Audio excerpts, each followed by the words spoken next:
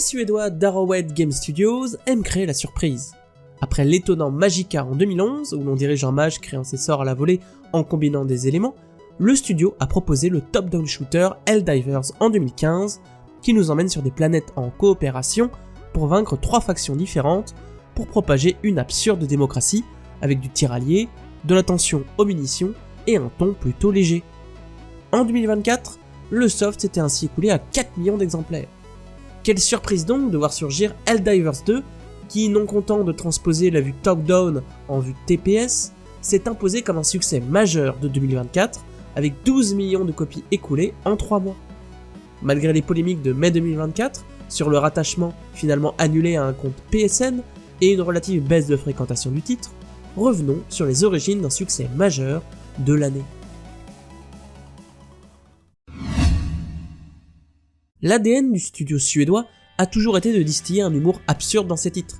Helldivers 2 ne fait donc pas exception à la règle, avec une vidéo d'introduction rappelant les spots patriotiques parodiques du film Starship Troopers de Paul Verhoeven de 1997, où la seule solution au problème des arachnides semble être de les annihiler sous un déluge de feu pour la démocratie, argument marketing imparable. L'enrobage du titre est particulièrement de qualité, avec un accent mis sur la communauté et l'humour. Quand on se balade dans notre vaisseau de la liberté, on voit par le hublot une représentation des autres vaisseaux présents en orbite de la planète que vous voulez reconquérir. Quand vous changez de planète, votre vaisseau va en hyperespace. Quand vous vous préparez pour la mission, vous rentrez physiquement dans les pods, un pied après l'autre. Quand vous êtes projeté sur une planète, vous êtes accompagné systématiquement par une même musique épique qui vient se greffer dans votre mémoire. On est littéralement porté par l'ambiance du titre. De même, avant même le combat, toute l'économie du conflit repose sur un maître de jeu qui contrôle les adversaires, prépare les offensives, lance les ordres majeurs des Helldivers et inclut les mises à jour du titre dans la logique du conflit, comme la prise d'une planète pour lancer l'ajout des mechas au titre. Récemment, le titre a également ajouté des lignes de ravitaillement entre les planètes pour rendre les joueurs alertes sur le bon ordre pour les opérations et la stratégie globale.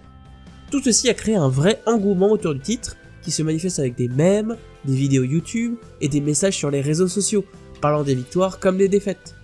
Cette camaraderie a même permis de pousser Sony, qui édite le jeu, à ne pas forcer les joueurs à utiliser un compte PSN. La grogne début mai 2024 a en effet entraîné des demandes de remboursement coordonnées et massives, vu que le lien avec PSN priverait certains joueurs d'accès au titre, et une masse d'avis négatifs sur Steam, aboutissant au retrait de ces fonctionnalités. Cet enrobage original participe activement à une structure pourtant assez classique. On est face à un TPS en coopération à 4, avec un équipement à choisir et débloquer avant chaque mission à l'aide de différentes ressources récoltées sur le terrain ou à l'issue des missions. Vous choisissez ainsi une arme principale, une arme secondaire et 4 armes de soutien allant d'un bombardement orbital à une mitrailleuse en passant par un drone que vous allez pouvoir appeler en jeu en quantité limitée et avec un temps de réapparition. En jeu proprement dit, on retrouve un TPS classique mais punchy, en visant, tirant, s'étalant par terre, faisant attention aux munitions et aux tirs alliés. Vous pouvez alors appeler vos armes de soutien via une combinaison de touches aussi rigolote que stressante à lancer en plein combat, mais également pour demander des renforts si vos alliés meurent, des munitions ou encore réaliser quelques missions locales spécifiques. Le timing est relativement important, surtout pour les bombardements ciblés, mais n'oubliez pas le positionnement car il est très drôle mais aussi très peu efficace de massacrer ses ennemis et ses alliés dans une même frappe. Face aux joueurs, on retrouve une grande carte avec objectifs principaux, objectifs secondaires et points d'intérêt à faire dans l'ordre souhaité, que vous ayez envie de remplir la carte à 100% ou vous préfériez vous précipiter sur les objectifs principaux pour demander une évacuation le plus vite possible. On retrouve des objectifs généralement assez variés entre sauver des civils, détruire des installations, tuer un géant ou même lever fièrement un drapeau. Vous rencontrez régulièrement sur le terrain des patrouilles d'ennemis, qui s'ils vous détectent appelleront des renforts, ou des points d'apparition, et vous serez également assailli régulièrement par des vagues d'ennemis. A ce jour, vous aurez face à vous 2 factions, contenant chacune différents types d'unités, du plus rare et plus puissant, au plus fréquent et plus faible, chacun avec des points forts et des points faibles. Vous avez d'abord les arachnides, des grosses bestioles venant en différentes catégories de taille, poids et vitesse, à massacrer avant qu'ils n'arrivent au corps à corps, nous faisant affronter une vraie horde. Enfin, vous avez les automatons, mélange de robots communistes et de mechas avec un armement sophistiqué qui viendra plutôt vous cueillir à distance, imposant de revoir sa stratégie et son armement. La différence entre les deux factions et entre chaque carte permettent de renouveler sans cesse l'intérêt des joutes.